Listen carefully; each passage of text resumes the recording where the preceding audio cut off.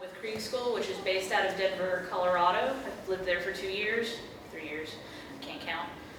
Luckily this is not a counting workshop. I'm from Tampa, Florida originally. We still have a satellite club based in Tampa that's been active since 2009 as KRIEG School, and before that it was Tampa Effectual and started in 1999. So wow. In the dark days when HEMA wasn't a phrase yet.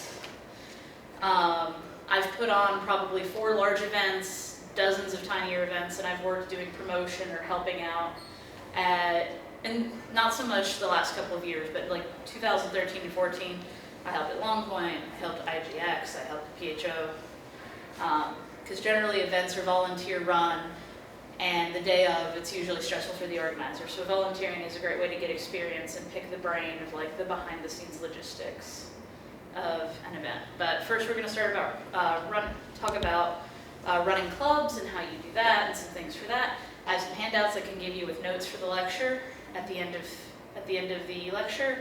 My email's on there, so if you have a question about something, or there's something I talked about, or you run into a problem, feel free to email me and ask for help. Be like, hey, how did you handle this? Or you know, if you have problems or something with the lecture or criticism, definitely email me about that. So I have this broken. I have running a successful club broken down into roughly 14 easy steps. So, the first step for a brand new club is finding a like-minded person. For you guys, I want to talk a little bit about recruitment. 2 things since I moved to Colorado have been the greatest tools in aiding in recruitment. The first thing is having an open house for the club that's open to the public and advertising it. And the reason open houses work, I think there's a psychological barrier for a new person to come to a club if it's just like a day for them, if there's not like a scheduled time for them to be there that they're supposed to be there. If your website says, hey, just drop in anytime, people won't come because there's like a little bit of awkwardness of like, hey, I'm going to go there, I'm going to be interrupting their class, I'm not sure where to be or what to do or who to talk to. So if you schedule I call mine an open house fight night, and we have it the last Friday of every month because the business district our club is located in has an art walk that Friday night, so there's people walking around in pedestrian traffic. We used to have it on a Monday night when we weren't in a business district that had that. So it gives people a psychological date to be like, hey, this is the 15th of the month, it's in 2 weeks, I'm going to go to that. And I found that having it once a month is infrequent enough that it doesn't disrupt class a lot. And we always make it free to students and free to the public because it tends to, maybe if a student's left and been gone for a while, but they want to come back and visit their friends and spar or something like that, it gets old class members to come back and be more active. It gives them a reason to come back too. So when my club has ours, it's kind of like a social night. Like people come, they spar, a lot of people just hang out and gossip. We've thought about maybe having food or cookies or soda or things like that. Hello. Haven't done too much of the snack thing. Having loaner gear available is helpful, and having 1 or 2 instructors who are like in charge of brand new people who are not returning people or other HEMA people is very good, so they can like show someone a sword, be like, hey, do you want to hold it? This is what our beginner's class looks like, that sort of thing. So any questions about open houses as a concept? Just as a real quick one. Yeah. How many instructors do y'all have? At our club, I think we have 7 people right now. Any suggestions if you only have 1 instructor? The person who is talking to new people about the club does not need to be an instructor. So if you have a club manager, you have a senior student, you have someone in the club who's a friend and maybe doesn't fence, but they're just helpful, but they know about your club, they can be an ambassador to the public. The only thing they need to be able to do is be comfortable talking to strangers and know the basic gist of what your beginner's class is like. Yes, sir? One of our problems is that we have practice twice a week for 2 hours, about 4 hours a week. And we have really big turnover because college kids, and they graduate and go on to do other things. So we have to give them a lot of information immediately, and I think it's really overwhelming for new kids. So Yeah. curious if you have any suggestions about that. I'll get into a little bit of that with the beginner's class, which kind of relies on having more than 1 instructor or a senior student to do it. Right. Which we were in the situation of only having class 4 hours a week up until May of this year, so Wow. I sympathize. Yeah, definitely. But yeah, so this gets into the next part of recruitment, which is have a beginner's class. have a separate beginners class that is a finite amount of time. We've run beginners classes that were 6 weeks long, and we've run them that were 4 weeks long.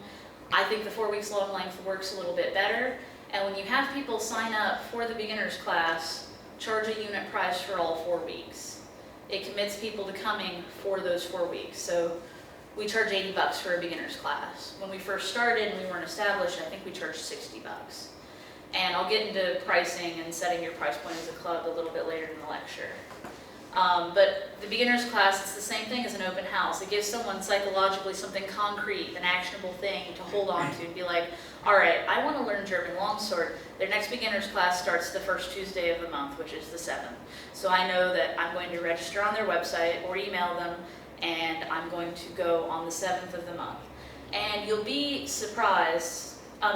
Sometimes you lose people halfway through the course or 3/4 through the course, which is unfortunate. I haven't found a way to keep that from ever happening. And you can get wildly variable groups. Our first beginner's class, we had 7 people. We've kept 5 of them, and all 5 of them, maybe not all 5 of them, 3 of them are instructors in our club now. And we kept all of our second beginner's class, and all of those people are instructors now, or senior students in the club who are kind of like the nucleus of the social group of the club. Which gets into the third thing for retaining people. And a note on retaining people, the nature of running a martial arts club, unfortunately, is that students are going to come and go. And you have to learn not to take that personally, because it really hurts your feeling at first, right? Because we're all really passionate about this. I don't think any of us make a profit or money doing this. I don't think anyone's in it commercially. And if you make a profit, please tell me and talk to me at the end of class. I think HEMA's at a stage where everyone's doing it for the love of it. We spend time and money and passion. And like, if you're sharing this thing that's your great passion with someone, and then they just leave, like you don't understand, it's like, but it's longsword, it's right here. How can you leave? This is the coolest thing that I've ever found. I spend all my time, and definitely more than I should have my money on it. But for our students, like that's not how they necessarily experience it. And like someone can come and be a student for 3 or 6 and 12 months and then leave because maybe their work schedule changes, maybe their spending money changes, or maybe they were just a casual person who wanted to try it out. And they could have had a good experience with you and it been a good part of their life. And they still end up leaving. So you have to learn to not take that personally and just understand that students are not like your spouse. They're going to leave eventually, you know? Or they are. Yeah. Typically your spouse will leave too. That's dark, but What? Coffee? Hi. it's okay.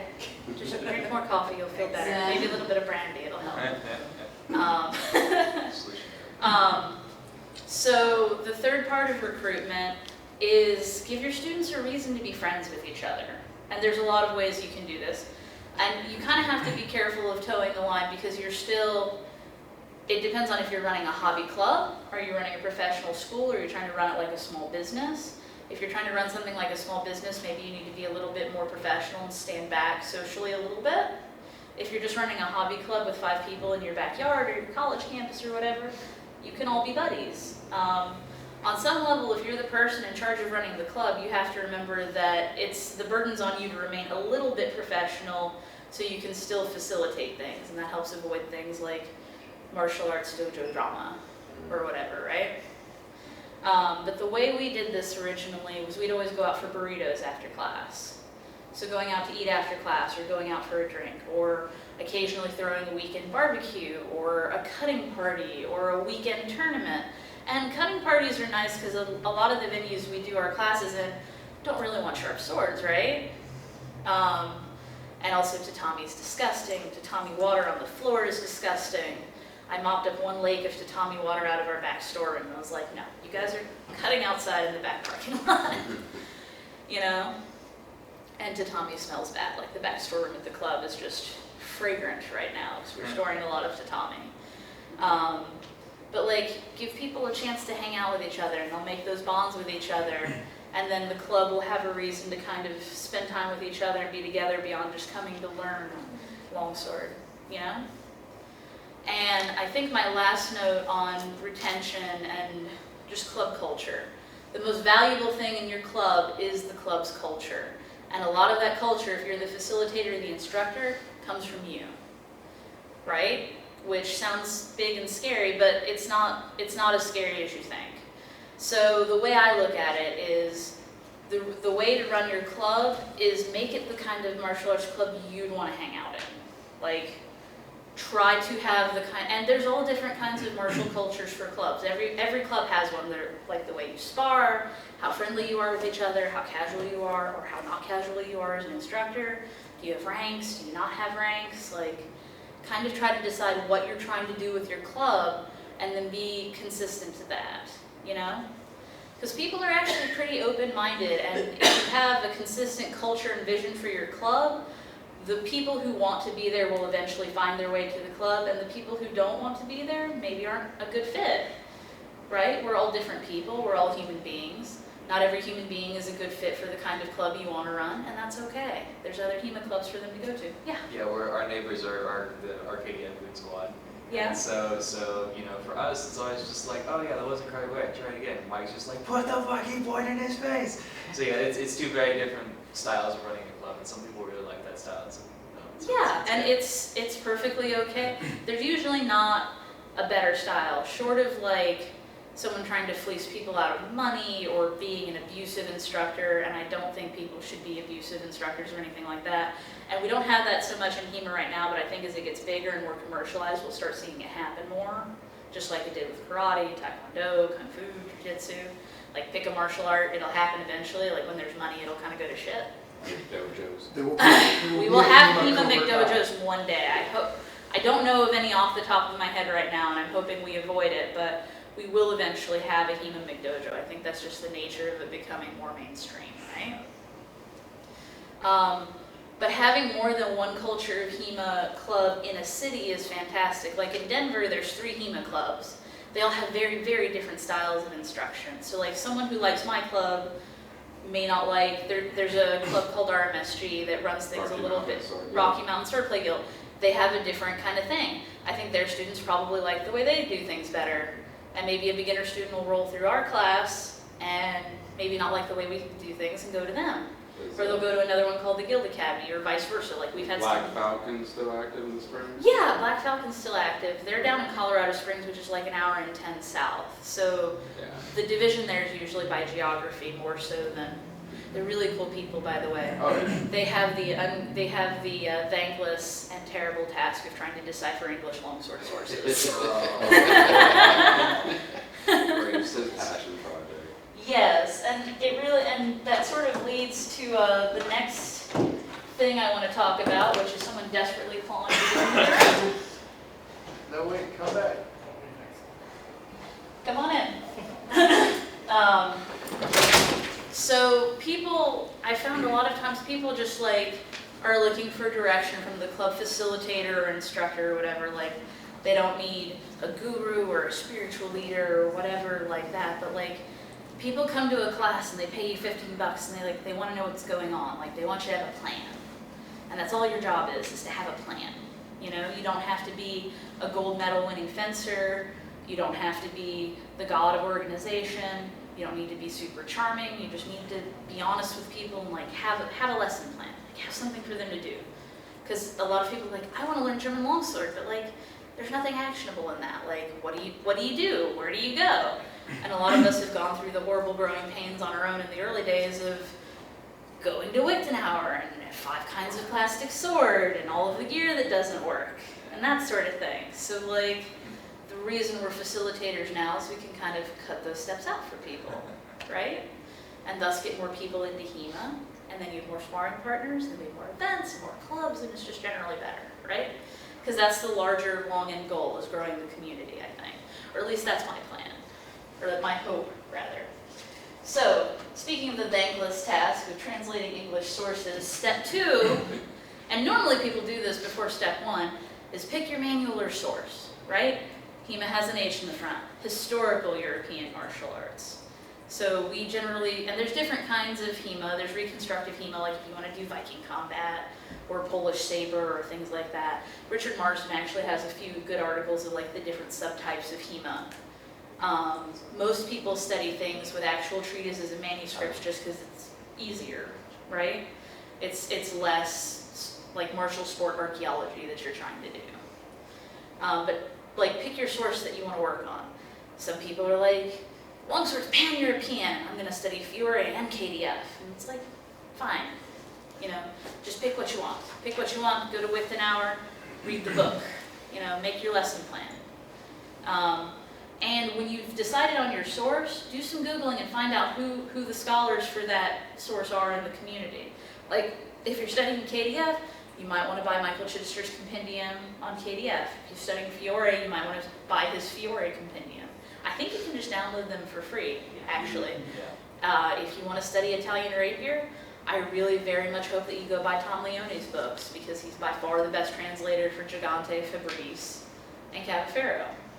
Or if you want to study late period German and Dutch stuff, go buy Rainier's books, you know? And a lot of these people are really, really accessible if you just contact them. Like, if you just email them like, hey, I want to work on this, what did you mean by this? Or do you have any shortcuts or something like that? And also just Google it. Like, Rob Ronekers did a translation of a guy named Francois Dancy, who's a French rapier instructor who did his manual based on Italian traditions. And like, I just Googled Dancy and Rob Ronekers, and I found a PDF that he'd made of a shortcut through the book, like an annotated version of the translation he put out with like the exercises broken down with like, this is his first play, his second play, his third play.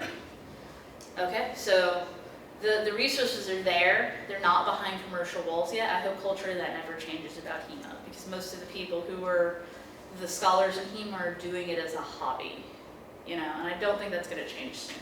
So, any questions so far? Awesome.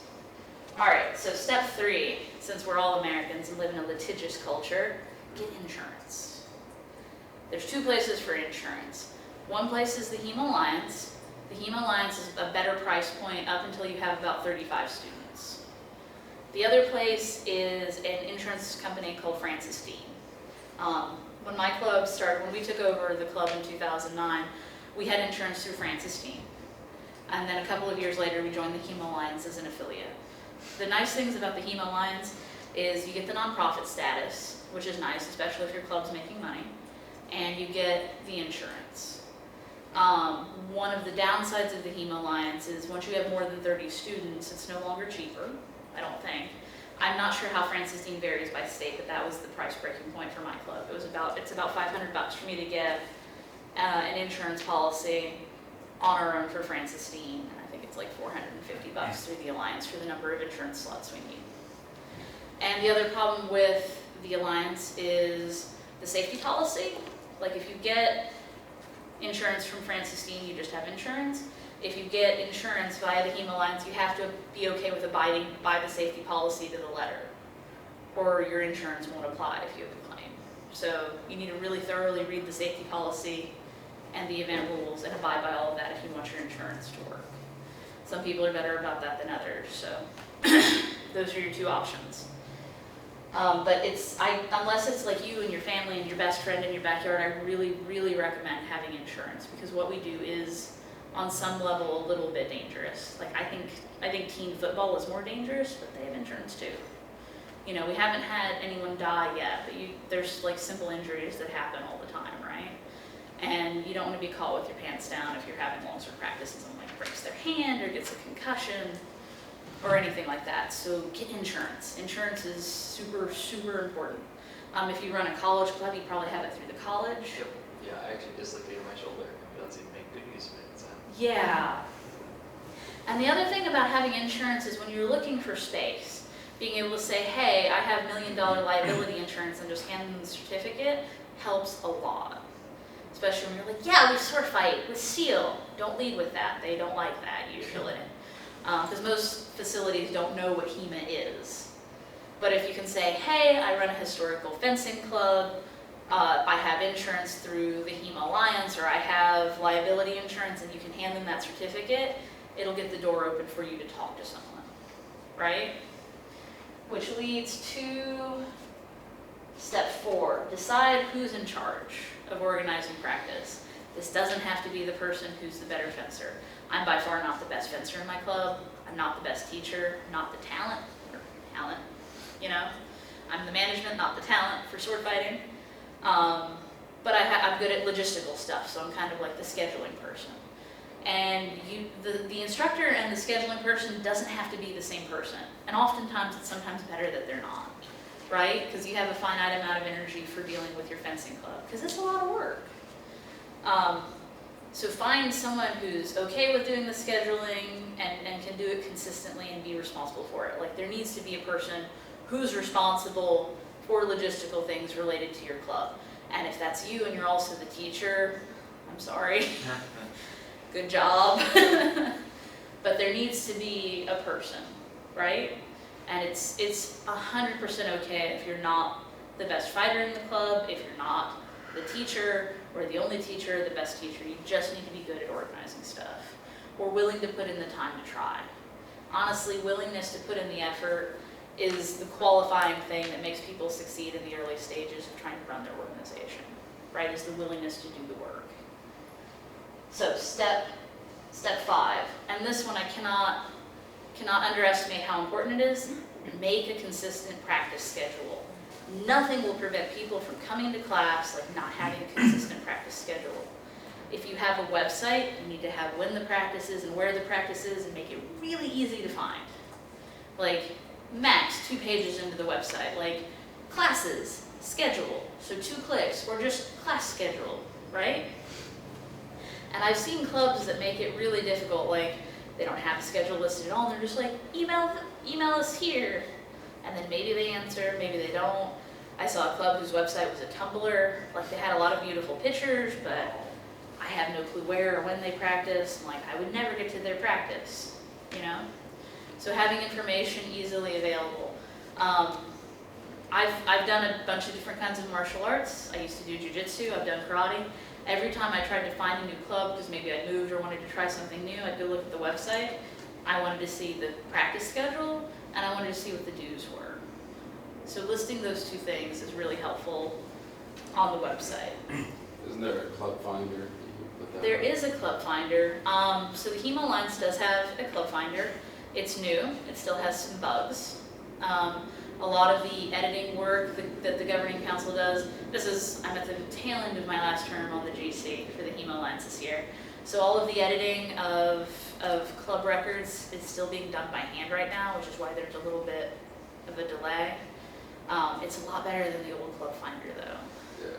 The old club finder was kind of like, it had every club that had ever existed since 1998, and it looked like MapQuest, and it was very hard to find anything. And now you can search by area, you can search by club name, but it's a lot of work trying to manage duplicate records, or just bugs in how the system spits stuff out. Like, if you have a club that happens in 3 locations, you need 3 separate entries for each location, or we had a phase like that. I think it's still in the process of being worked out, and the club finder's only been around for a few months, but Do you find that the website versus like a social media site, which one gets more traffic in your opinion? Or have you ever looked at that? for us, our main website. Maintaining a social media presence is a time sink, and it's a lot of work. Like, you should definitely have a Facebook page, and having a Facebook group is really good for sort of the social part of your club. Having an email list is a good part for the social part of your club, or just a way to reach people. Like, if there's a blizzard and I'm canceling class, I need a way to reach people, which is why getting a phone number or an email is important when you register people into class. But yeah, and I'll talk a little bit about like things to have on your website. Jason Behrens, who's also part of my club, gave a really good lecture on HEMA website design, and I think a video that's floating around somewhere. He gave that lecture last year. Yeah, it was a really, really good lecture.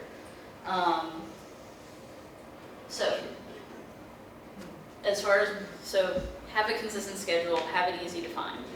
Like, someone should be able to Google Omaha KDF, and it's like, okay, they practice at this place on Thursdays every week, so I can go Thursday every week. And it's the same thing with the beginner's class. If you have a beginner's class that starts every month, list the dates that it's starting. Like, I set that a few months in advance so people sort of have something to grab onto with their minds. Just see how we're doing on time. Awesome. All right, so step 6, I talked about a little bit already. consider joining a larger umbrella organization. In the US, there's the HEMA Alliance, and there's the Historical Fencing Association. The HFA, like if you want to follow a larger organization that has ranks and a way for administering ranks and that sort of thing, the HFA might be a good fit. The HEMA Alliance is more like being the waterman, like they provide services like insurance and nonprofit status. But it's less of like a governing sports body like the HFA seems to be. And if you want to join the HFA, you need to talk to a guy named Aaron Peinenberg who lives in Wisconsin. And I think his website's like whfa.com or something like that, and some of his students are wandering around. I don't know if he's formalized the process of joining any more than that. All right, so step 8, equipment. What about 7? Hmm? What about 7? I skipped 7. Glad one of us can count. Decide on a club name and logo. So this is the fun part, right? Pick a name, pick a club logo. The only thing I'd say to be cognizant of when you're doing this is think about how your club name will be perceived by the outside. There's been historically a cultural concern in HEMA of like not being confused with the Renaissance Fair, not being confused with LARP groups, or things like that, just because you want to be like, this is HEMA, this is new and different, what we do isn't LARP. There's nothing wrong with LARP, and there's nothing wrong with reenactment and Renaissance fairs and stuff like that. But there's like this urge to distinguish ourselves culturally, right? And you can, there's a couple of different ways to do it. You can name it after a technique-related thing, like my club's named KRIEG School, because the KRIEG is when you're in the bind in German longsword.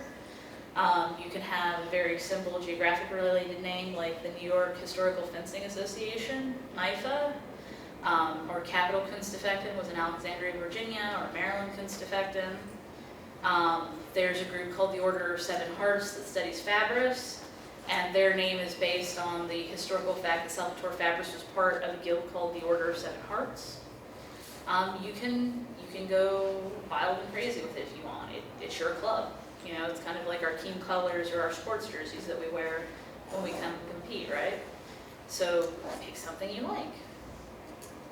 You know, like having club colors, having shirts, it all gives people a way to feel like, to identify with your club and feel like they're part of something. Like, and I have students who love to wear their club shirts. They're like, I feel like a badass when I walk around in this shirt, you know?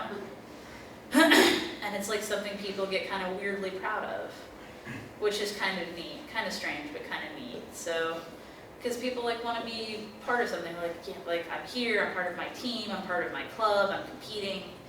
And it's just like something that's psychologically appealing for people, which helps with retention, right? So, step 8, acquiring equipment. This is kind of the perennial difficult question of HEMA. It's like, where do I get equipment? What equipment's not awful? What equipment will ship to me inside of 3 months? Because we're kind of at like a crucible point right now with mom and pop vendors who have limited supply, and a community that's growing so fast they can't keep up, but we're not so big that there's corporate production of the gear we need, right? Although guys, if you weren't around in 2009 and 2010, it's so much better. A lot of the gear didn't even exist then. Like it was like lacrosse gloves and coaching jackets and 3 weapons masks, and nothing was black. There were no black jackets, guys. It was just coaches' jackets and Renaissance Fair gambesons for miles. I remember when the Space Jacket came out. Oh, Right? yeah. I was like, what is that? And that was kind of a culturally defining moment for HEMA, right? That's why the Spez jacket design is so ubiquitous. It's like, this is a jacket for HEMA, and like, it's cut nice, and it's padded, and they were only black, red, or white at first. There weren't all of the different colors, so like, you looked like crisp and slick, and it's like, this is awesome, you know? And now, like, I don't wear a black jacket, or no, my rapier jacket's black, but like, my fencing jacket's bright red, so I wanted to wear a not black jacket anymore. Because you run into the problem of black helmet, black gloves, black shoes, black jacket, my black bag, my black shins, and my black knees. And you can't find anything, and it's just terrible. Add in your white dog, it gets lots of fun. Add in your white dog, it gets to be lots of fun. Yeah, I actually own a Scotty and not a Westie because her fur is black. That's awesome. Because I had huskies with white fur before, and that was just terrible. Yeah. But yeah, so the equipment you acquire depends a lot on what weapon you're doing and how much money you have to spend. There's nothing wrong with starting with nylon swords. Like, I know there's kind of a stigma against it now that we can get metal swords sometimes on time inside of 3 months. But for a long time, all our club used was nylons because that's what we could afford, right? And you can get nylon swords like Purple Heart, Natasha out in the hallway. Getting gear from her is good.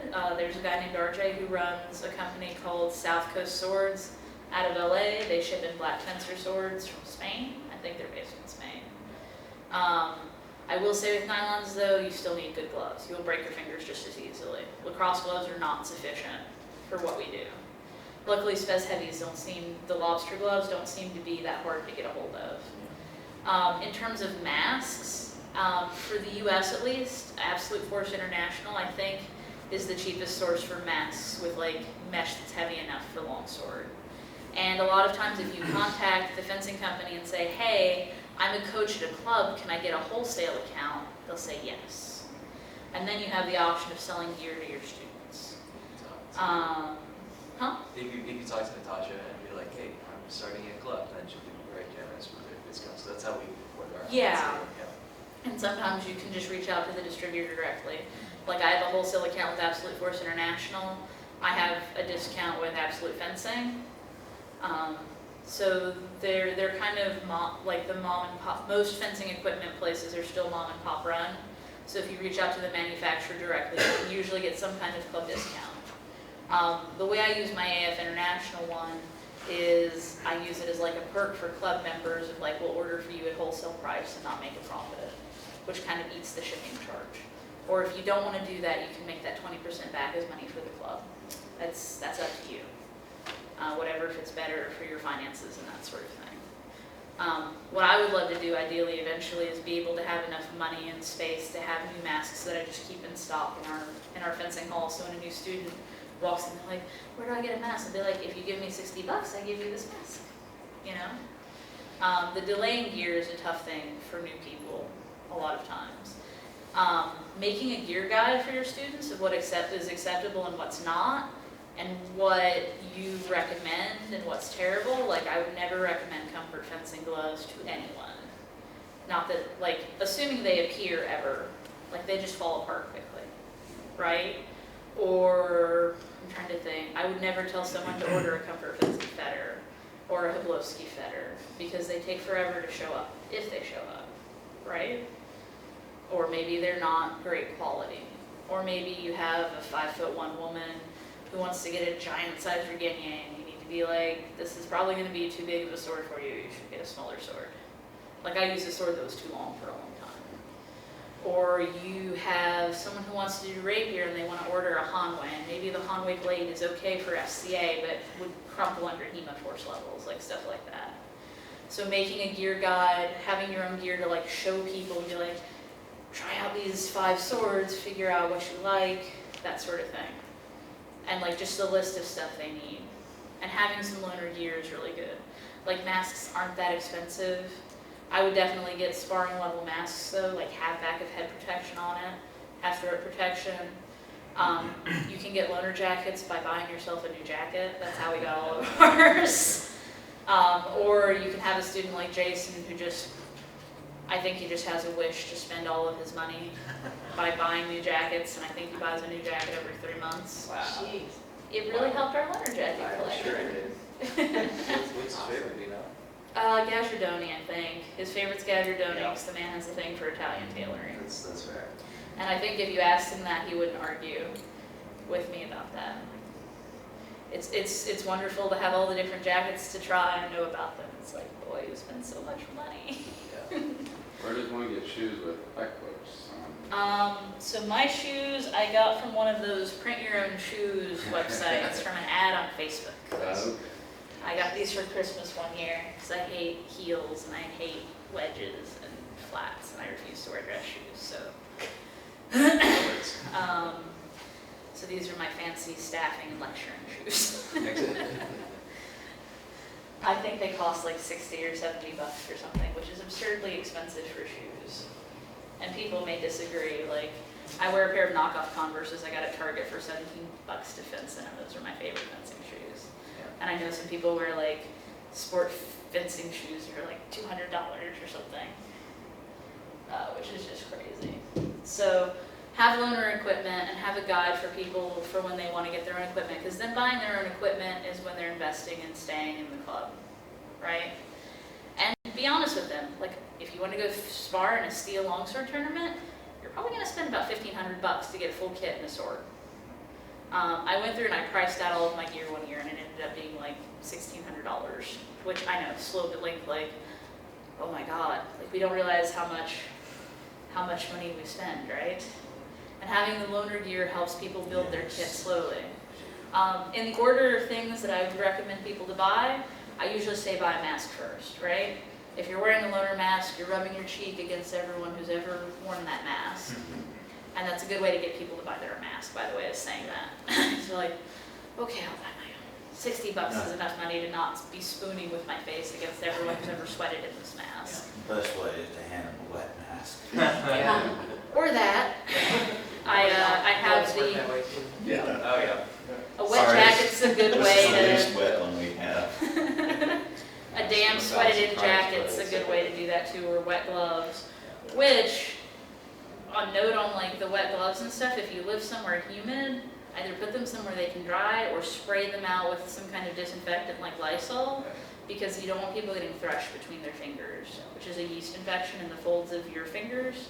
It's awful. I've never seen it happen in HEMA. I've seen it happen in a boxing class I took because there was old gloves and it was humid and they never got to dry. And like, You can also pick up MRSA that way. yeah. That's how Jake got it after IGX one year, or somebody else's gloves. Mm-hmm. If you are Sweat a in it. boxer, you need to have your own gloves Yep. and headgear. Yep. So I'd say headgear first, gloves second, jacket third. I usually say to people, storage should be one of the last things they buy. People rarely follow that advice Of because, course. you know, swords, want your own sword. It's like, and people get like really proud and excited about their swords, like even their nylons. Like I saw someone post a picture of their Purple Heart sword and they'd rewrapped the grip. They're super excited. Like that excitement's what gets people into it, gets them to stay through the hard parts when they realize, oh shit, this is hard work and I have to exercise and it's sweaty and unpleasant and it's gonna take a long time to know stuff. Like those moments of romance are what get you through the initial phases of, oh, this sucks to get good at, right? Or at least that's how it was for me. So, after acquiring equipment, you need to acquire some space. So I talked about this with insurance, right? If you have insurance, it helps. This is also why the HEMA Alliance has instructor certification. The HEMA Alliance instructor certification is not for within the HEMA community. It's for you to say, hey, I'm certified by this umbrella organization, and it sort of gives you some cachet with outside authorities who don't understand what we do, who you are, who we are, what HEMA is, right? That's why it was created as a service for HEMA Alliance members. And that's why the way it's done is you submit your curriculum and you're tested on if you know your own curriculum, right? You're not tested on the validity of your interpretations. You're not tested on how knowledgeable you are according to the person on your board. You're tested if you know what you're planning to teach, right? So you could submit a three-week syllabus and you could be certified on teaching that syllabus. But you'll still be a HEMA certified instructor. It was created as a PR tool for members to like have some cachet behind their name.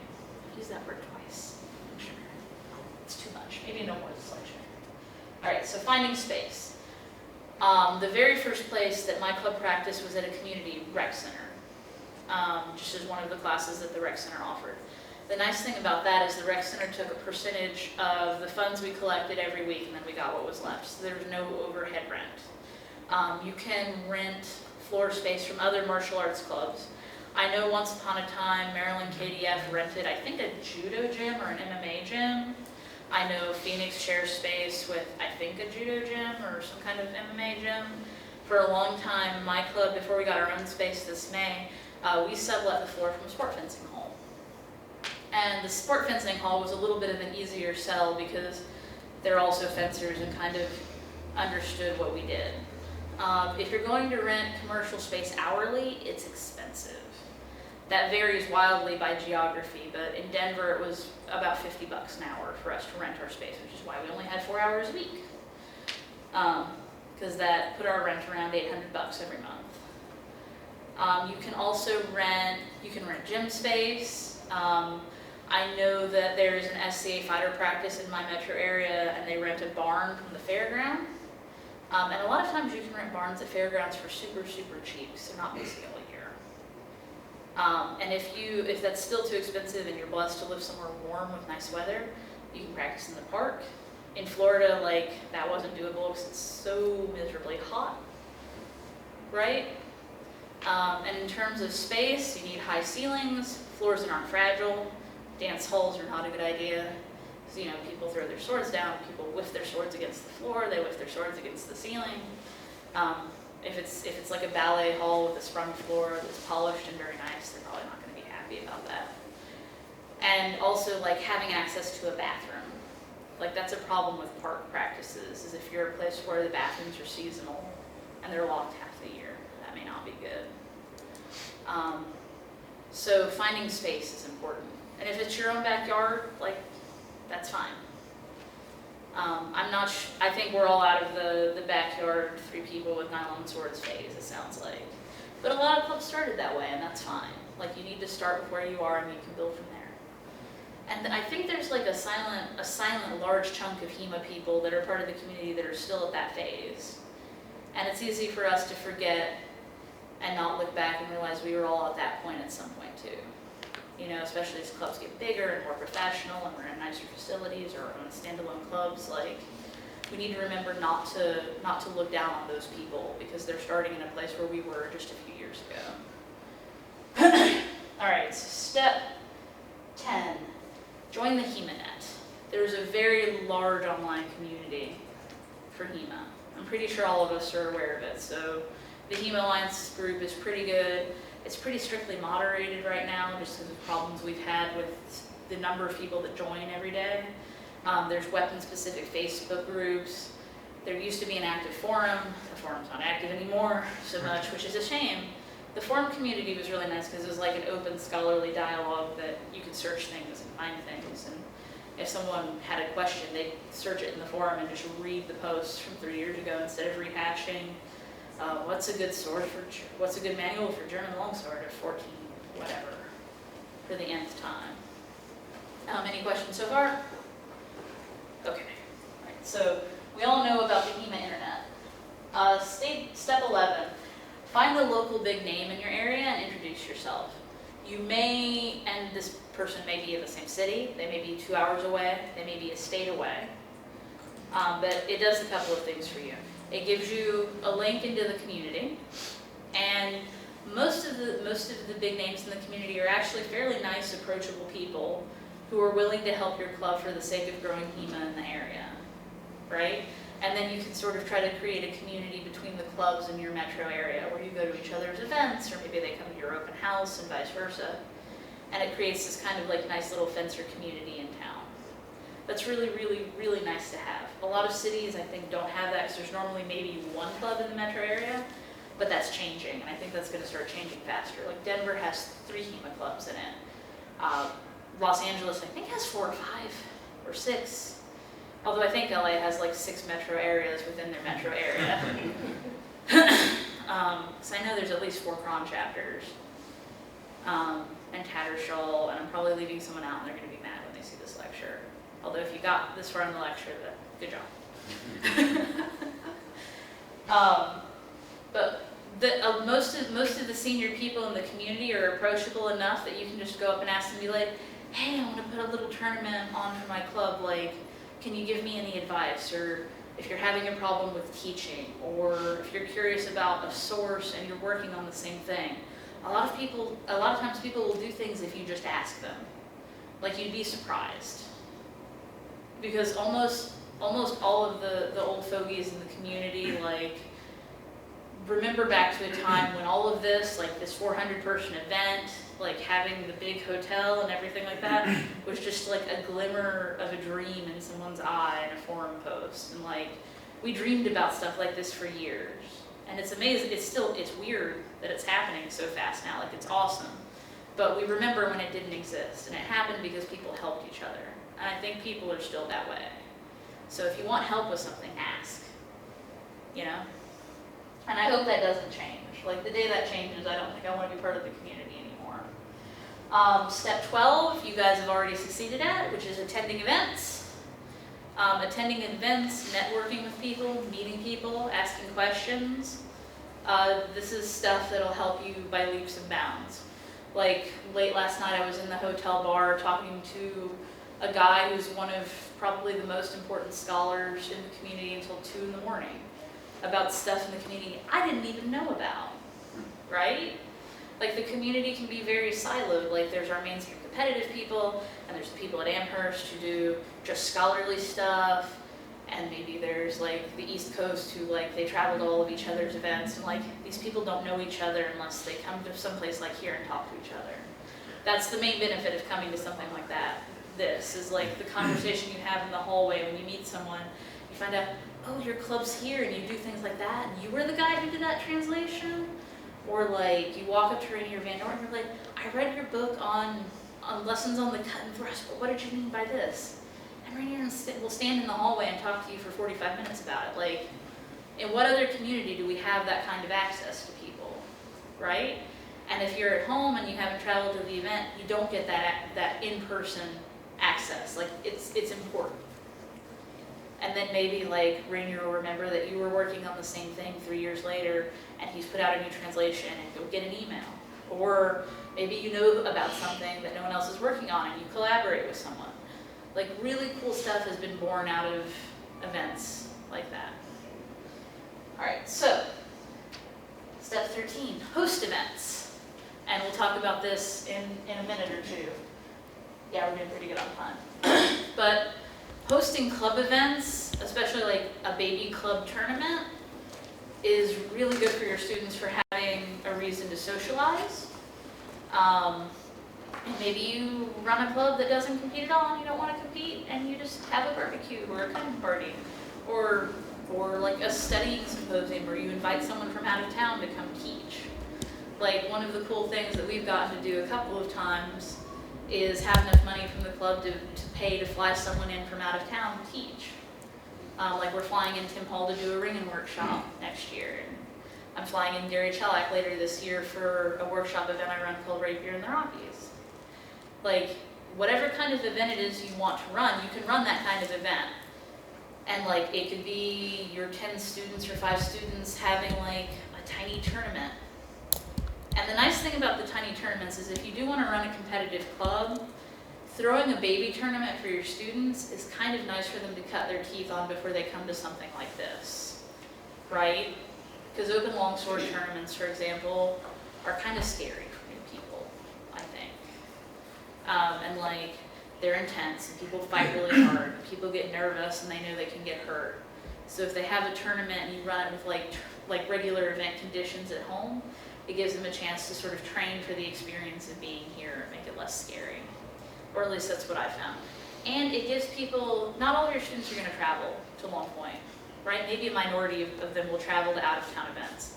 It gives your students who never travel a chance to be part of that same phenomenon, which is kind of cool. Because like I have people in my club who will never fly to Baltimore and come to this. Like maybe they can afford it, maybe they don't want to. You know, maybe they're like a hobby casual kind of fencer, but like they really like being part of those tournaments and competing. And like it's like a morale booster, it's fun. So, any questions? Cool. All right, so the last step, and this is something more for us on a personal level, or any club facilitator, is to remember to enjoy yourself. Running a club is exhausting. It's a lot of hard work, and it's work that's often thankless, and if you're doing it right, is usually unnoticed, because if people aren't noticing the work you're doing, it means everything's going well and there aren't problems. There will always be problems. Like there will be problems that you don't expect that will crop up. And You just have to do your best to solve them as they happen, right? So you need to remember why you started a club. It's because you enjoy fencing. Hopefully it's because you enjoy fencing. Hopefully it's not because you want people to like worship you in a cult of personality. You don't get sensei syndrome or something like that. And I don't think I've met many people like that. Because honestly, I feel sorry for the people that are like that. But remember to like save some time for yourself to train. Work on things that interest you. Like create conditions in which you are happy about the fencing that's going on around you. Because if you're the facilitator instructor, you're going to be sacrificing a lot of your time. Like, I want to work on the rapier of Salvatore Fabris, right? Like that's what I'm curious about and interested in right now. 80% of our club time is on German longsword, because that's what our curriculum is. That's what our students want to work on. That's what most of the people in the club want to work on, right? I put more time into German longsword classes than I do into Italian rapier, in terms of like mental energy and like scheduling and stuff like that, and that's fine. But I took the time to schedule a study group for Fabris, so I have something to do too, right? So I'm still interested. And the longer you do this and the more difficult level of training you're at, like if you've been doing it for a long time or maybe you're really good at your source or whatever, the harder it is to schedule these kinds of things for yourself. But you need to remember that you're worth the time to invest in your training. Like you need to advocate for your own training to yourself and not spend 100% of time on the students. Because you're a better teacher if you're still actively learning, is the other part, in my opinion. Like you need to still be learning things, still be excited about historical fencing, to be teaching historical fencing. And there's going to be periods where you're going to burn out and be tired. Like periods of burnout and boredom, like, I can't do another class on the plays of this workout. Like that moment will come. But the moment will also go away. It will go away eventually. Like, just accept that you're going to have times when you're not thrilled or excited about going to class that night. And have something to look forward to. You know? And I think that's how you stay in this for the long run and stay passionate. You know, keep the romance in your fencing relationship alive. So that's all of the stuff I have about running a successful club. Are there any questions? How do you deal with having people who have never held a sword and people who have been doing it for a year in the same class? That's a tough one. That is actually a really, really tough one. Because we are just now getting 2 classes, which is great. Before we had all of them in one class. Yeah. And so we're losing a lot of people because the new kids felt overwhelmed with the information. Yeah. The separate beginners class, I think, is the best way to handle that. And that's something my club's struggling with right now too, is like, we have an intermediate class. We don't really have like an advanced class for the people who've been around for 2 or 3 or 4 years and like are interested in doing stuff in like a more open theoretical way. Or at least we did until we got the new club space. Like we have an advanced longsword class, but that's really just scheduled time for the advanced students to like talk to each other and work on things kind of like open floor and not have the onus of babysitting the lower level students. If you have another instructor or an advanced student, sometimes you can pair them off. Yep. And when you do that, you need to remember to keep time for the more advanced student to have training too. So that's a balance you have to strike. Yes, ma'am. I would just add to the other thing that's really important, because we've been in that phase for the last several months. You can't frame it as babysitting. Right. It has to be like, this is awesome, you're finally at a level where you can help me with the beginners class. Yeah. And if it becomes like a badge of honor, Yeah. like we've Yeah. got a lot of students right now. And who are it's like, something "You for can them to help learn us too. with us." Like babysitting maybe isn't the best word, but like Even if you it's think of it that way. like having time scheduled where senior students are not responsible for mentoring or doing anything but their own training. Yeah. Because during all of our other level classes, like senior students are usually really good about like if someone's having trouble taking them under their wing, right? But we have an hour and a half of advanced longsword once a week, and lately they've been using it as time to like run through Myers devices and talk about drills they're going to teach or something like that. And another thing we do with senior students who are sort of like on the level of being assistant instructors or things like that, we have a fundamentals class, and the senior students take turns spending a month teaching the fundamentals class. So we have one person teaching and another student who's the assistant instructor, and then the assistant instructor is the instructor for the next month. And we've gone through a couple of months of cycling people through like that, which is another way to give people a chance to teach if they want to teach, but you don't need 15 instructors in the club. You know, like you should give people the chance to teach. Yeah, also prevent instructor burnout. Yeah. That way you can Yep. somebody else can take over for a month. I know Ben and I burn out sometime, or my husband Ben's the main head instructor of the club. I know we both burn out sometimes, but we're approaching it like it's a small business and we're trying to do our jobs. Like the other people in the club, probably not. They probably don't feel that way, like this is their hobby. This is their thing that they do, so they don't want to be responsible for teaching every Tuesday for the rest of their lives. Right, so rotating who's teaching is helpful that way. Any other questions? How do you brought up the business aspect of it? Are you established in Denver as, because you talk about being umbrella under the HEMA Alliance, Mhm. but you have a name. Yep. And then is it registered? I mean, how do you, on that aspect of it? Yeah, okay, so that's a good question. It depends on how you want to do it, and it varies by state, certainly. In the state of Colorado, you can register as a limited liability corporation for $50. So we have an LLC. We're not using it right now because we're still an affiliate of the HEMA Alliance, which means for business purposes, our club is legally identical to the HEMA Alliance, which is why the safety policy is so sticky and you need to follow it if you want the insurance to cover you. But just based on the way Colorado works, you can register as an LLC. That'll have your name and whatever. And under federal law, if you are like a sole owner of an LLC or you're a married couple, your taxes are done as part of your normal tax return. Like you basically 1099 yourself.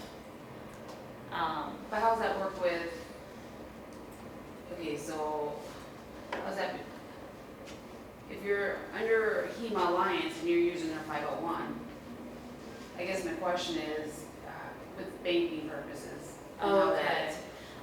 So to get a bank account with the HEMA Alliance, you would need to use their EIN, their employee identification number. And that is a process that the HEMA Alliance is still internally sorting out how they want to administer it. So how do you, If you want your own EIN to get a bank account, Oh. like just as an independent business, yeah, you just apply for one. You get your LLC, and then you apply for one via form through the IRS, and you can get it done digitally. I think it took us 10 minutes. and then you can still use the HEMA Alliance's 501? Right, that's where my confusion lies, is like, Okay, you're an yeah. LLC and then you're still under the umbrella. Yeah. So they're legally separate entities. Like our LLC, we're not using right now. We're not active as an LLC. We're still part of the HEMA Alliance. Ben and I eventually want to move over to being our own club independently, which is why we set up the LLC. If you want to run your club as a for-profit LLC, you can't use the HEMA Alliance's insurance and 501c3 because it's nonprofit only. You also cannot use the HEMA Alliance's 501c3 or EIN if you're registered as your own nonprofit. And if you start out as a nonprofit and you make money and buy equipment with the club's money, and then want to start a for-profit club, you can't use the nonprofit money and gear for your for-profit business without reimbursing the HEMA Alliance for that value. So like when I've bought gear for our club, Ben and I always spent our own money. So like the swords in the club belong to Ben and I, not the club. Is one way to get around that. So you keep it as like cash only club then, essentially?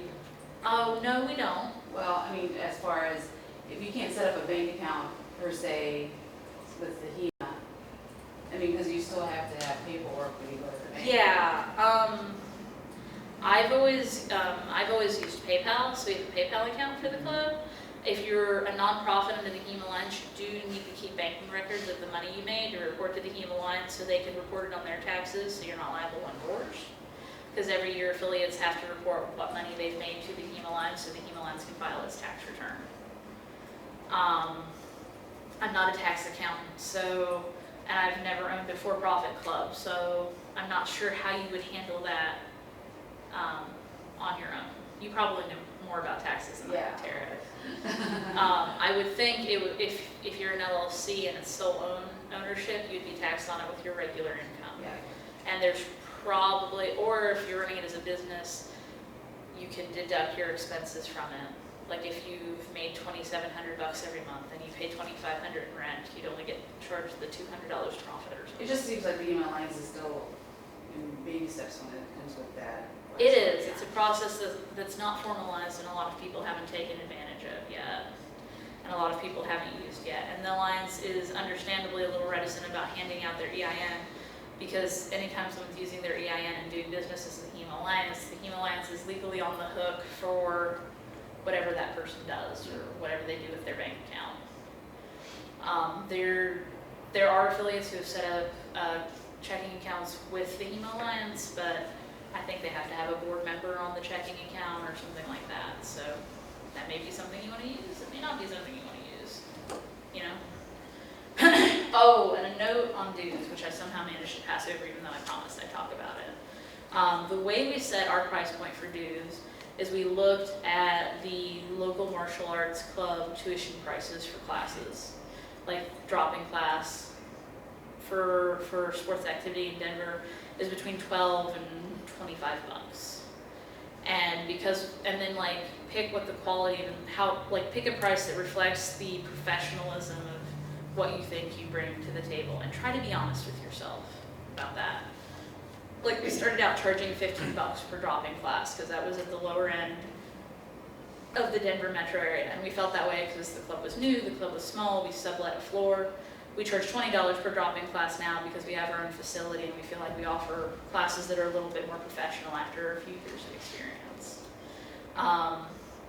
And if you want to set people up there's a few ways to do it. Tidy Club is a great way to set up club memberships. It gives you a way to manage memberships, make different kinds of memberships, that sort of thing. I use PayPal buttons, because PayPal buttons, if you get a merchant account, I think merchant account just changes like the percentage that they charge you. I use PayPal buttons because they have a subscription option, so someone can sign up for like a subscription of one class a week, I think is $70 for us currently. And then maybe 2 classes a week is $110, so it's a little discounted, and 3 classes a week, and so on. So like the more classes, the lower the per class price. And also having drop-in cards has worked really well for us because maybe someone doesn't want to have a rolling subscription where they get money deducted from their account every month, but they want 8 classes. Like just gets them. I had some business cards printed up at Staples with like 4 little swords on them, so I have a 4-class drop-in card, and I just scratch one out when they come in. That really largely depends on like where you are in the club and like what logistical burden you're willing to handle. There's some people who just charge $20 a month for people to come to their class, or $5 a practice. The main thing is that you're covering the rent cost of your venue, right? And the cost for your insurance. The way some clubs do it is they require their members to become members of the HEMA Alliance, because then you don't have to pay for their insurance anymore. And that's a trick that like US Powerlifting, USA Wrestling, and the USFCA does. They require the person to become a member in the umbrella organization so they have their own liability insurance, so you're not responsible for it, basically. So that's one way you can do it. I don't do it that way because we just don't have it set up, but that's a way to cut the cost from the overhead burden of the club. So, anything else? Yes? When I left Denver in 2013, I wouldn't say the HEMA scene was dead, but I could imagine another large club could have grown in there at the time. Yeah. Can you talk about how you bootstrapped up to that point just really quickly? Colorado is a strange place because everyone's really active and fit. Yeah. And I think it's just the right mix of demographics and active people who have money to spend, because the economy's really good in Denver right now. And Rocky Mountain Swordplay Guild was always around, and I'm pretty sure they were active in 2013. We have people who were part of RMSG at that time. Like, I think that RMSG has been around and active. I think maybe they're just not as connected to the mainstream HEMA community as they could be. So what they're up to maybe is not known and advertised to us. I don't think the Guild Academy was around at that time, but I could be wrong, so I don't know their history very much. And we started in January of 2015. So in Tampa, we had a club for a long time. The club in Tampa has existed since 1999. So, gosh, how long is that?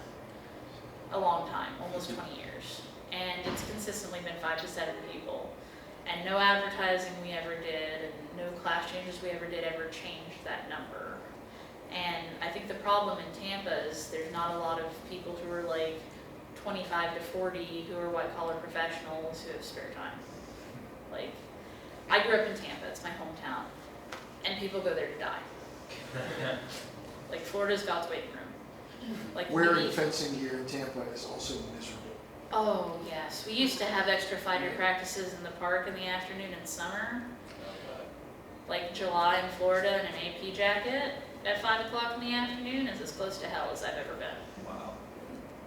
I used to be part of a club in Hawaii, and that was the big problem, is that you go getting people in gear, it's like 90 degrees and humid, and there's a lot of other activities. There is no hot weather Right. fencing gear. It's just it's perfect for January. I mean, if we did historical rapier where we had like the little hula skirt that they wear and the Cathafaro plates, maybe not safe, but you wouldn't be hot.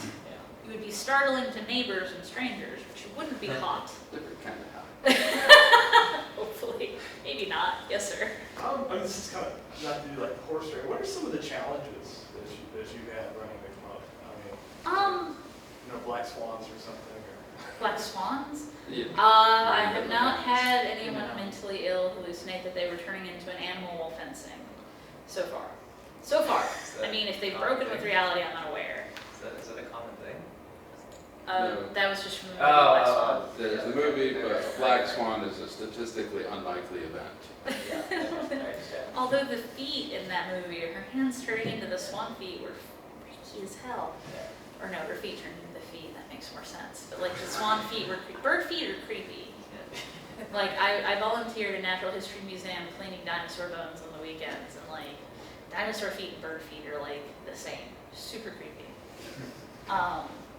So challenges I've had. Some of the challenges we've had have been just the burden of trying to maintain loaner equipment, like keeping it clean. If you have loaner jackets, guess who gets to wash the loaner jackets?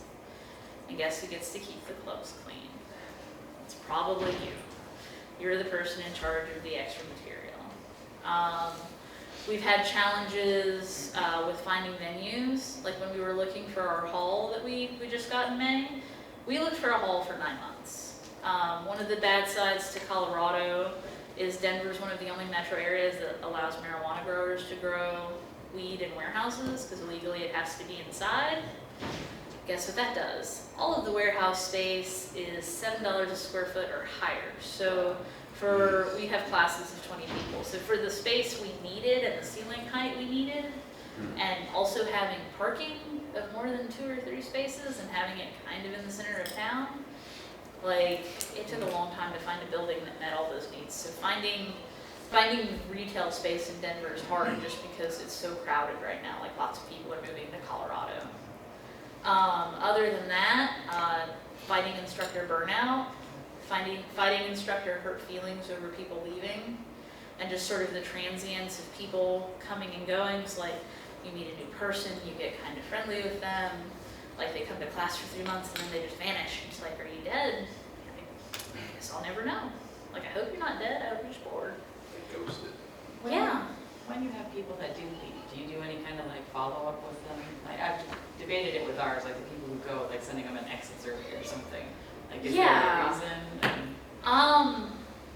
Sometimes we have people leave who still kind of hang around, like they say, hey, I'm leaving because I'm going back to school, or I'm moving, or something like that, and they stay in the Facebook group, so they're still kind of in the orbit of the club, so not taking them out of the Facebook group. I don't really have an outreach program of like reminding someone to come back to class. If you had a monthly club newsletter that you sent out by email, that'd be a way to do it. So a lot of times people will come back if you just like stay as a blip on their radar. So that's something that my club could definitely work on. I do an annual call where it's like, hey, I see you haven't been here in the past year. Would you still like to receive messages? Yeah, and that's also a polite thing, so maybe they don't. Yeah. Something that we're doing is, because our recruiting pitch is very easy because the college is full of students and they think that schools are cool. And so we're probably going to get 10 to 20 new people this thing. So we're doing prom lashes like KRIEG does. Yeah. And so we'll have them in groups, and then if they don't show up to practice for like 2 weeks, they'll have their own student call and be like, hey, how's it going? Because just having that someone check in is really powerful. Yeah. That's what I wondered about. Yeah. And it does make people feel cared about, I feel Yeah, like. I don't think there's really a harm to it, so try it and see how it goes. So Yeah. that's what we're doing this semester too, is trying it and see how it goes. So. That's a good idea. So if we don't have any more questions about club, I'm going to go through about running a small to medium-sized event a little bit. And I actually have printed out notes to give everybody to take with you. And I think there's less than 10 people here. Like, as we know, fencers are bad at counting. I have 10 copies of all of the things that I made. So running a successful event, the first step, the most critical step, is choosing your venue. The price point of your venue and the hours of availability of your venue are going to dictate everything else. The price of the venue dictates your price. The hours of availability dictate your schedule. You need to figure those things out before you throw an event, or everything's going to go to hell and you're going to be very sad on Sunday. How do I know this? I've gone to events that didn't do that, and it was a shit show. And you don't want your event to be a shit show. And I forgot this was being videotaped before I said that. So kinds of places to rent. It depends on how big of a place. Like if you're throwing a Longpoint size event, I'm sorry and good luck. But like you might rent a hotel ballroom size place. I rent an indoor soccer field at an indoor gym, and I think those are things that they have more up north in places where it snows. But I got that idea from RJ McKeon and SoCal. SoCal rented the LA Galaxy Center, and I think they rented somewhere else. But indoor soccer fields are nice because they're enormous. Yeah, thank you. And they're enormous, and the AstroTurf is really nice and soft to fall on, and the swords aren't going to hurt it. So like you've got room for 2 rings and a free sparring area, and people can leave their crap everywhere, and stuff like that.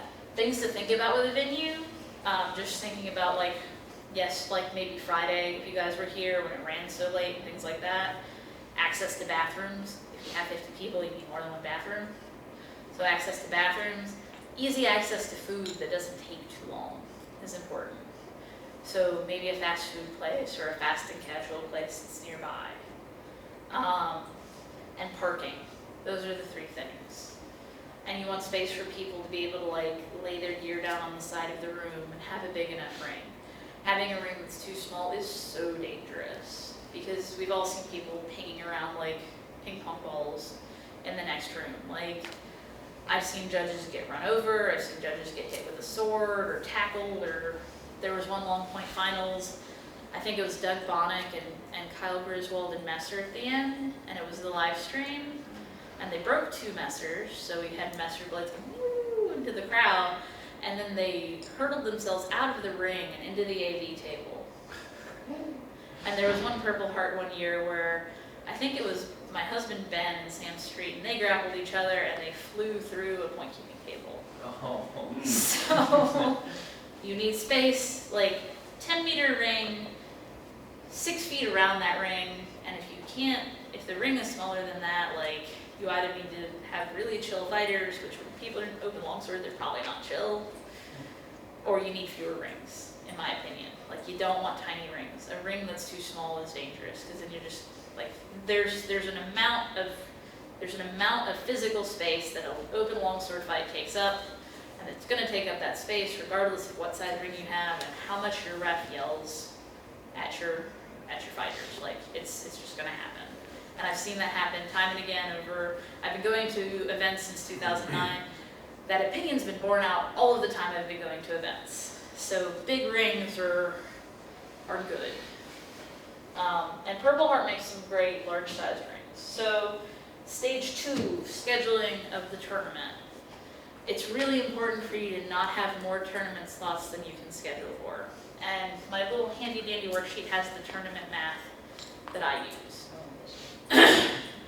No, like I actually used math to schedule the tournament. I forget who I stole this from. I stole it from somebody. It could have been Emma for all I know. Might have been Emma. Anyway, take your match time, right? Your total match time in seconds, multiply it by 2.5. That's the amount of time it's actually going to take you to run that match. Why 2.5? Because you're pausing the time for judging calls, hopefully, if it's like 90 seconds. And you want time for there to be problems. So like the judges are confused and the ref conferences them. Someone doesn't have their gloves on, stuff like that.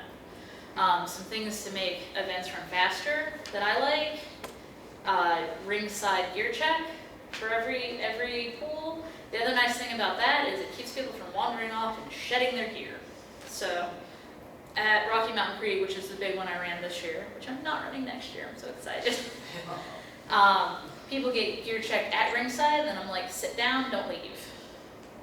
And that keeps people, and it's like, you can unzip your jacket, you can take off your gloves, do not undress. Like, don't let people take off their gear, with someone getting their jacket back on, and their knees, and their gloves. And like, I don't know why people do this, but they do this. They like, take off everything. It's like, I'm hot. It's like trying to get a toddler ready for school it just wastes time. On the flip side though, it's super hot. People should be able to take off their masks and unzip their jacket a little bit between matches, in my opinion. So gear side or ringside gear check, keep people dressed, don't let them leave. Stuff like that. So figure out what hours you have your venue for.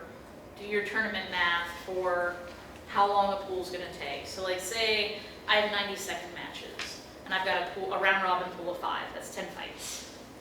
If you multiply that out by 2.5, that's like 37 and a half minutes. And ideally you wanna give your refs and your judges a break between fights and leave time for things to go wrong or people go to the bathroom. So I round that up to an hour. So now I know I can run one pool of 5 per ring in an hour, right? Maybe I have my venue for 8 hours. People need time for lunch. An hour is never long enough for lunch, especially if they've got to leave the site. They need like 15 minutes to get there, 45 minutes to eat, 15 to get back. Like I've scheduled lunches for an hour, and it's consistently always an hour and a half for people to actually get back, which just then you're 20 minutes late and heart palpitations, and stress, and blood pressure problems for the organizers. So schedule more than an hour for lunch. Another problem I've had, try not to schedule over meal times except lunch. Like try not to go over lunch and dinner. Because people need both, especially if they've been fighting. And tournaments run into safety problems if the staff and the judges are too tired to be running the tournament. This was a problem that I had with single stick at our event. We didn't run single stick till Sunday afternoon, and we'd run 2 regular events and 2 longsword events in wrestling already. Everyone was so tired. All of the staff had competed all weekend. Everyone was so tired, the reffing was sloppy, the judges were sloppy, the fighting was sloppy. So I saw things happen that were more dangerous than they needed to be because the staff just didn't have the energy left in them for the event. A lot of us who were here, like, I had some concerns I talked to Jake about with Sword and Buckler, because I was staffing Sword and Buckler Friday night because that ran so late. I think it's kind of the same thing. So I think this is something that hadn't been a problem for me before and had never occurred to me, but think about what point in the weekend you're starting a fresh tournament and how physically grueling it is and what the people who are staffing it have been doing all weekend before you schedule it, you know? Because like if someone's dead tired from reffing all weekend and fighting a longsword, they're not going to be super up for stuff on the beginning of Sunday afternoon, probably. And then like if someone's tired, if someone's physically drained, you're not going to have like the ref who's super on the ball or the judges who are super on the ball for like adjudicating people who are being sloppy because they're tired too, right? So I think that's a possible safety concern we all need to look at in how we schedule events. We have 10 minutes left, so we need to get through this quick. So I have tournament math for you. I have a link to a sample schedule. So figure out how many slots you can run by the number of pools you have time for and don't overbook it. Like there have been tournaments that didn't finish events because they just registered everyone who would register and then they hoped. Never hope. Never use hope when you're planning an event. You should have no hope when you're planning an event. You should have math and a plan, but no hope. It is a hopeless, it should be a hopeless activity. Because I've seen events where the scheduling got cut or compressed to where it wasn't a satisfying experience. I've seen tournaments where they didn't finish a limbs and you just didn't get to find out who won because you ran out of time. And I think that's just despicable. With how, like, this doesn't happen so much anymore. This is like in the past 3-4 years, like 3 to 4 years ago this happened. But like, it's just despicable that it does happen. Because how much money do we spend to come to these things, right? People get on a plane, they fly however many miles, they spend however many hundreds of dollars on the hotel. So, and that's another thing that I think events are kind of wrestling with just as a culture thing right now, are the events about having a good time for the participants, or is it about being a serious competitive event? And I think there's a balance to be struck between those two things, right? Because this is vacation for a lot of people. This is the thing they did for fun with the week off they got that year. So how much of your event is going to be about being like the premier tough tournament, whatever weapon you're concentrating on, and how much is it about having a good time? And I think trying to make it a good experience for the fighters, like thinking about what their actual experience is like. Is it emotionally and mentally satisfying for them? Do they feel like they got to fight what they got to fight? Is there stuff for them to do besides compete? Because we get what, 3, 4, maybe 5 fights in one tournament, right? What do you do with the rest of the weekend? Like, I've been at events where you just ran around being stressed about the tournament for the rest of the weekend. And it's not a very fun experience. It can be rewarding, but it's not very fun. So. So the price of your venue should set your price point. Also be cognizant of how much other events cost. We've seen a huge uptick in prices in events just because of venues recently. We're not Olympic fencing. I don't think we can charge $500 for registration and have that be okay for HEMA people. There's events that charge $30 for a day or $50 for a day. If it's a one-day event, I doubt you're going to be able to charge more than $50. If it's a week-long workshop event like this or WMAW, maybe you can charge $400 or $500 and people will pay that. Like, kind of look at other events and like how affluent your geographic area is relative to other parts of the country. Like, you probably couldn't charge as much per tournament in Omaha as someone in Manhattan could, right? And that should influence like how much your tournament is. And I have some price stuff on here that will help. The other important thing, when you register people, try to get their registration information and their money at the same time. Because you'll get one or the other, but not both, if it's 2 separate steps. So if you have like a Google form and a PayPal button, good fucking luck. I did that every year but this year, and it was a nightmare. Like, some people do follow-up surveys. Nope, you never get all the people to answer the follow-up surveys, and it just becomes an ongoing source of harassment to you, the organizer. There's a lot of event websites that are cheap or free.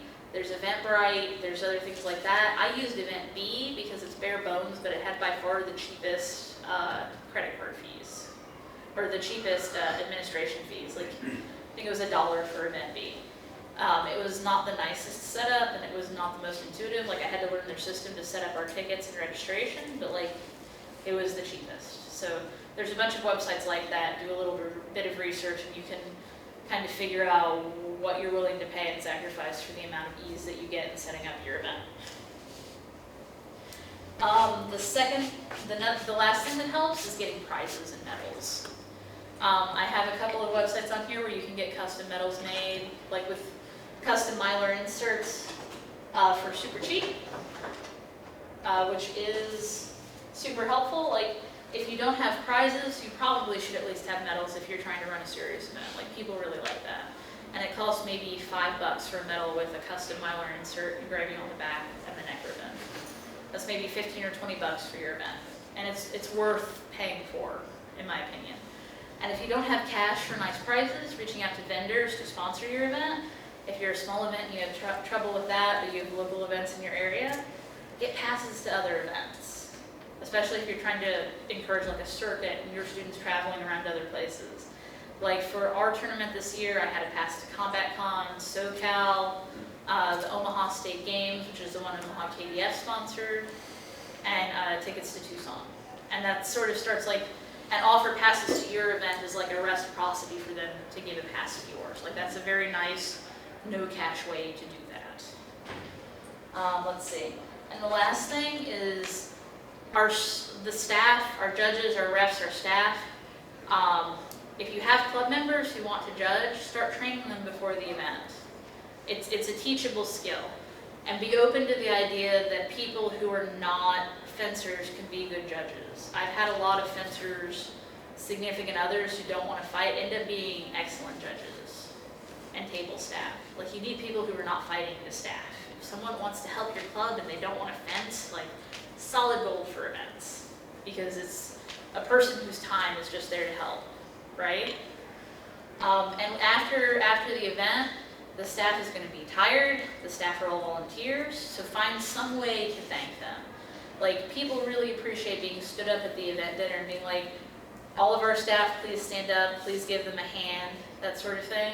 One thing I've done every year is I give anyone who staffed a 10% coupon off for the next year. So you can give them a little bit of a discount to registration. Just like something as a nod of like, hey, you worked and recognized for that. And people really like having